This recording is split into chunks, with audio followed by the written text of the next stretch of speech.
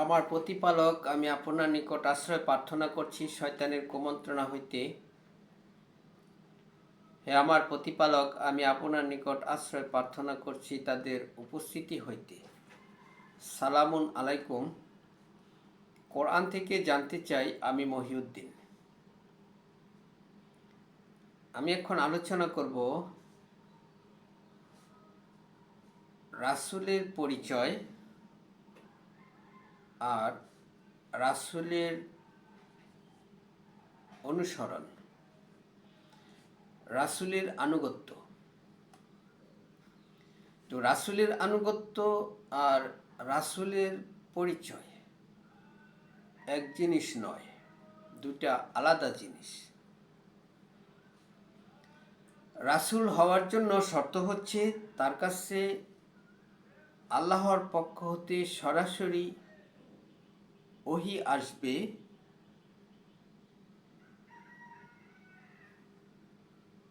যে আল্লাহর কাছ থেকে ওহী প্রাপ্ত হবে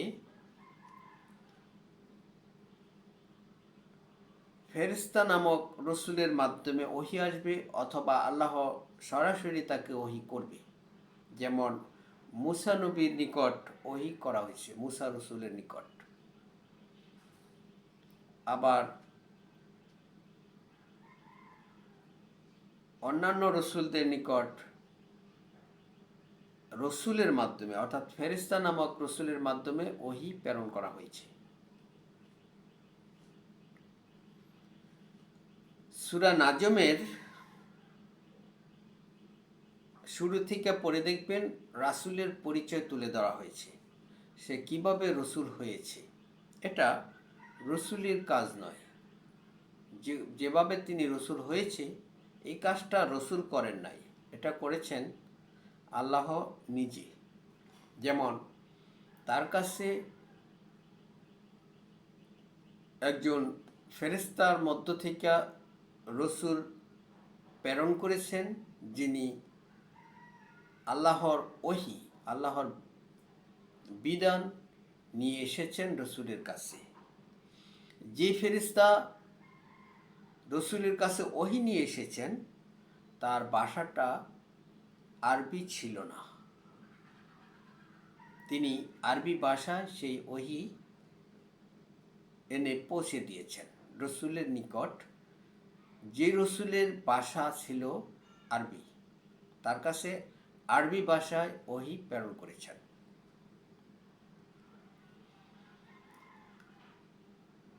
তিনি তাকে নিজ চোখে দেখেছেন, নিজ আকৃতিতে দেখেছেন। সেই ফেরেশতা ছিল অতীব শক্তিশালী, জমিন থেকে আসমান পর্যন্ত ছিল তার উপস্থিতি। তিনি তাকে নিজ আকৃতিতে স্বচক্ষে দেখেছেন। সূরা নাজমের মধ্যে এই আপনারা পড়ে দেখবেন, শুরু থেকে শেষ পর্যন্ত শুরু থেকে পড়ে দেখবেন, আপনারা এগুলি পাবেন।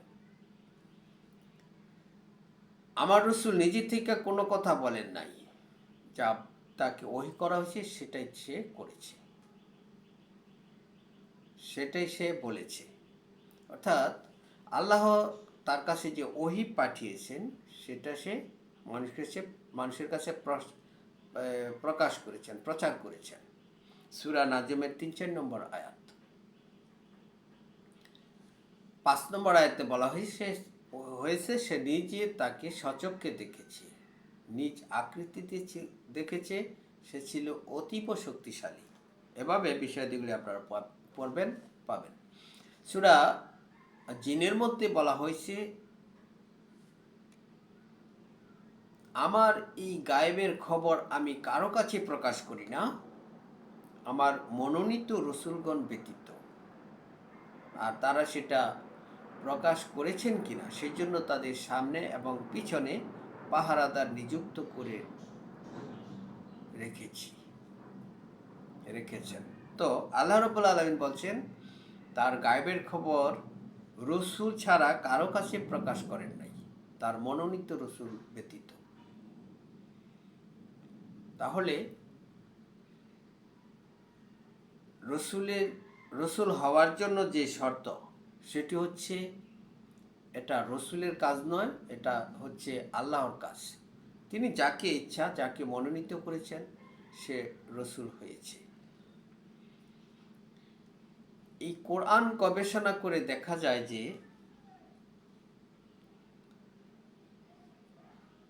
সূরা ফুরকানের 27, 28, 29 এই 3টি আয়াত পড়ে দেখবেন। সেখানে বলা হয়েছে যে কিয়ামতের দিন কাফেরেরা হাত কামড়াতে কামড়াতে আফসোস করে বলবে, হায় আমরা যদি রসুলের সাথে থাকতাম,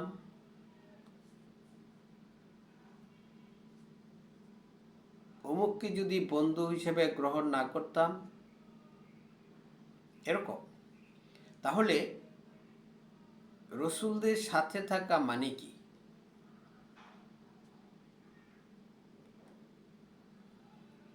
কাফেরিরা তো, যেমন এখন এই বর্তমানে যারা মৃত্যুবরণ করছে, তারা কি রসুল পাবে? তাদের কি রাসূল ছিল সাথে? এখন কি আমাদের মধ্যে রাসূল আছে? এই সময়কার কাফেরেরাও তো বলবে, হায় আমরা যদি রাসূলের সাথে থাকতাম।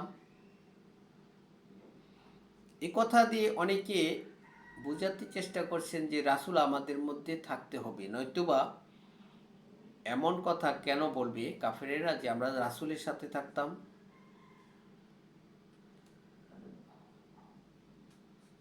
এই যে বিষয়টা, যেমন সূরা বাকারার 151 নম্বর আয়াতেও এরকমটি বলা হয়েছে যে রসুল তোমাদের মধ্য থেকে একজন রসুল নিয়োজিত করেছে, যিনি তার বাণী, আল্লাহর বাণী মানুষদেরকে পড়ে শোনাবে, তাদেরকে জ্ঞান শিক্ষা দিবে, তাদেরকে পরিশুদ্ধ করবে। এই কথাগুলি রসুল করবে, রসুলের করার কথা, এরকমটি অনেকে বুঝে থাকেন। তো কোরআন গবেষণা করে আমি যা বুঝতে পেরেছি সেটি হচ্ছে যে এগুলি হচ্ছে রাসূলের অনুসরণ। রাসূল যা করেছে সেটা করতে হবে। যারা করবে তারা রসুল নয়, তারা রসুলের অনুসারী। যেমন রাসূল কোরআন পড়ে শোনাবে, এটা বলছে। তো রাসূল কোরআন পড়ে শোনাবে, তো যিনি কোরআন পড়ে শোনাবেন সে তো রাসূলের কাজটাই করেছে, অর্থাৎ রাসূল যা করেছে সেটাই সে করেছে, সেজন্য সে রসুল হয়ে যায় নাই, সে রসুলের অনুসারী হয়েছে, অনুসরণ করেছে, অনুকরণ করেছে, সেজন্য সে রাসূলের অনুসারী হয়েছে। সে রসুল মানুষকে শিক্ষা দিয়েছে জ্ঞান, সেও শিক্ষা দিবে জ্ঞান। সে মানুষকে পরিশুদ্ধ করেছে, সেও পরিশুদ্ধ করবে, যেভাবে পরিশুদ্ধ করার সেভাবেই করবে।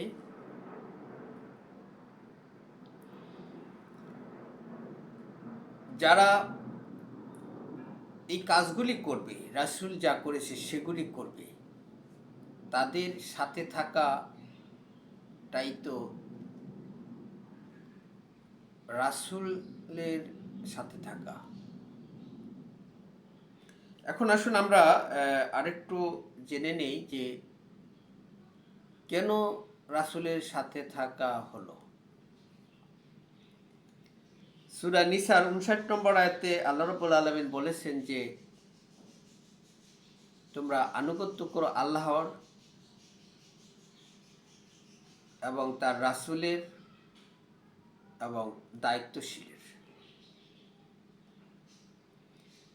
সূরা নিসার 80 নম্বর আয়াতে বলা হয়েছে যারা রাসূলের আনুগত্য করলো তারা আল্লাহর আনুগত্য করলো। এখন কথাটা হচ্ছে যে রাসূলের আনুগত্য করলে যদি আল্লাহর আনুগত্য হয়ে যায়, তাহলে রাসূল কি আল্লাহ? এটা অবশ্যই নয়। কারণ আল্লাহর যেই গুণ, যে বৈশিষ্ট্য, এটা রাসূলের না। কারণ আল্লাহ হচ্ছে সৃষ্টিকর্তা, আল্লাহ হচ্ছে পালনকর্তা, আল্লাহ হচ্ছে সর্বজ্ঞানী, সর্বজ্ঞ। যাই হোক, আল্লাহর বৈশিষ্ট্য রসুলের নয়, কিন্তু রাসূলের অর্থাৎ আল্লাহকে মেনে চলার যে পদ্ধতিটা, সেটা রসুলের মাধ্যমে হয়। অর্থাৎ রাসূলকে মেনে চললে আল্লাহকে মানা হয়, সেজন্য রসুল আল্লাহ নয়।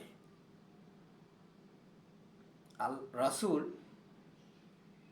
আল্লাহর কাজ করতে পারবে না, কিন্তু আল্লাহ তাকে দিয়ে যা করান সেটাই সে করতে পারবে।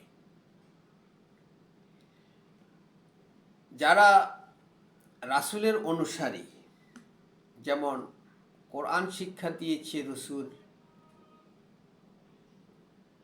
আর যারা কোরআন শিক্ষা দিবে তারা রাসূলের অনুসারী। কোরআন শিক্ষা রসুল দিয়েছে বলে আর কেউ কোরআন শিক্ষা দিলেই সে রসুল হয় না।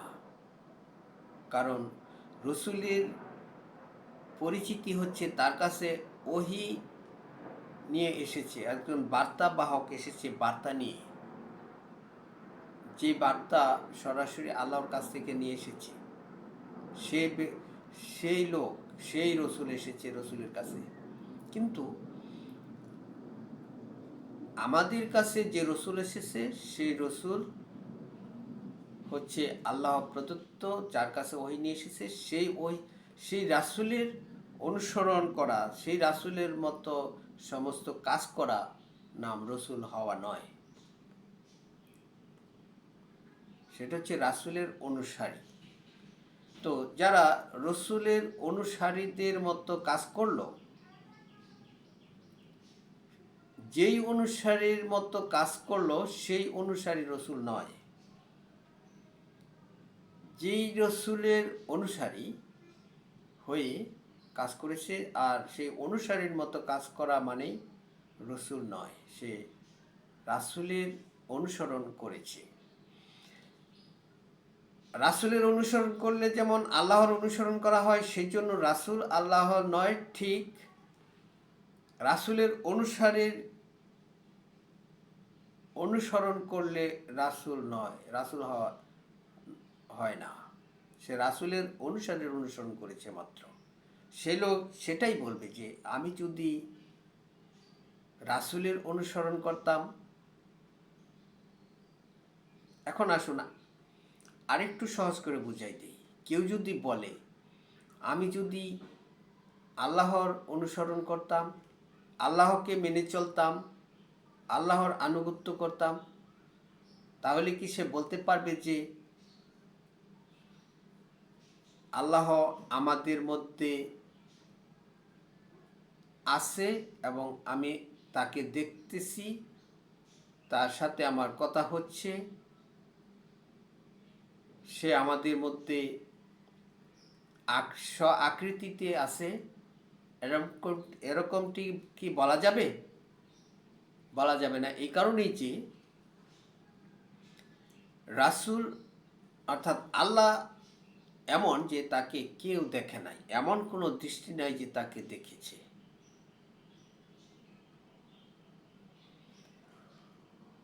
সূরা আনামের 103 নম্বর আয়াত পড়ে দেখবেন, এমন কোনো দৃষ্টি নাই যে তাকে দেখেছে। অর্থাৎ আমি যদি আল্লাহর আনুগত্য করতাম, একথা বলার মানে এই নয় যে আল্লাহ আমার মধ্যে, আমি দেখছি তাকে, সে আমার কাছে সশরীরে আছে, সে আমার কাছে আছে বর্তমান, এমনটি বলা যাবে না। ঠিক তেমনি